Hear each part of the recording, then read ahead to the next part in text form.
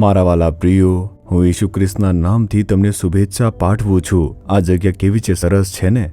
અહીં આસપાસ સુંદર સ્થળો છે। તે ક્યાં છે વિચારો છો કે શું મેં તમને કહ્યું ન હતું? તે કેરળ રાજ્યની અંદર મુન્નાર નામની એક જગ્યા છે। આ એક એસ્ટેટ વિસ્તાર છે, સુંદર પર્વતીય પ્રદેશ છે। અહીં સરસ એવા ચાના બગીચા પણ આવેલા છે। તે ખૂબ જ ફળદ્રુપ છે। તે આંખો માટે ખૂબ જ ઠંડક આપે છે।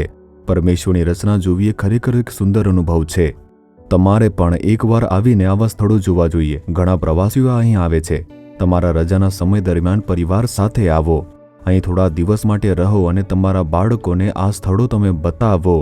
અને જ્યારે પણ તમે આ સ્થળો જુઓ છો ત્યારે તમે ખરેખર પરમેશ્વરનો મહિમા જોઈ શકો છો અને પ્રભુની સ્તુતિ કરશો। ઠીક છે? સારું, શું તમે પૂછો છો કે મારા માટે પ્રભુ પાસે શું વચન છે? સભા શિક્ષક 5મો અધ્યાય 7મી કલમ। તું યહોવાનો ડર રાખ।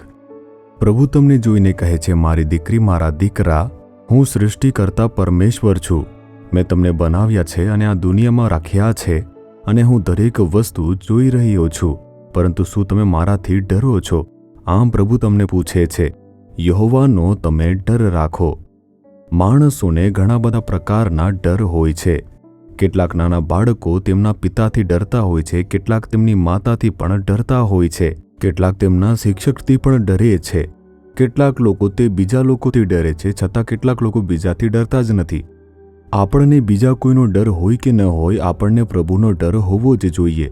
પરમેશ્વર પોતે બાઇબલમાં અયુબ વિશે એક સાક્ષી આપે છે કે તે પ્રભુથી ડરનાર છે અને દુષ્ટતાથી દૂર રહે છે। જો આપણામાં કેવળ પરમેશ્વરનો ડર હોય તો આપણે પાપથી દૂર રહીશું। તેથી પરમેશ્વરનો ડર આપણા માટે ખૂબ જ મહત્વપૂર્ણ છે। આવી રીતે પ્રભુનું વચન કહે છે। શું તમારામાં પ્રભુનો ડર છે? આજકાલ પ્રભુનો ડર બિલકુલ નથી, તે સાચું જ છે। આપણે ઘણા બધા લોકોને ખૂબ જ ભક્તિથી ખુલ્લા પગે ચાલતા જોઈએ છીએ। તેઓ પ્રભુને શોધવા માટે તમામ પ્રયત્નો કરે છે। તે ભક્તિના કારણે તેઓ પરમેશ્વર માટે બલિદાન પણ આપે છે। ખ્રિસ્તીઓ ચર્ચમાં પણ જતા હોય છે।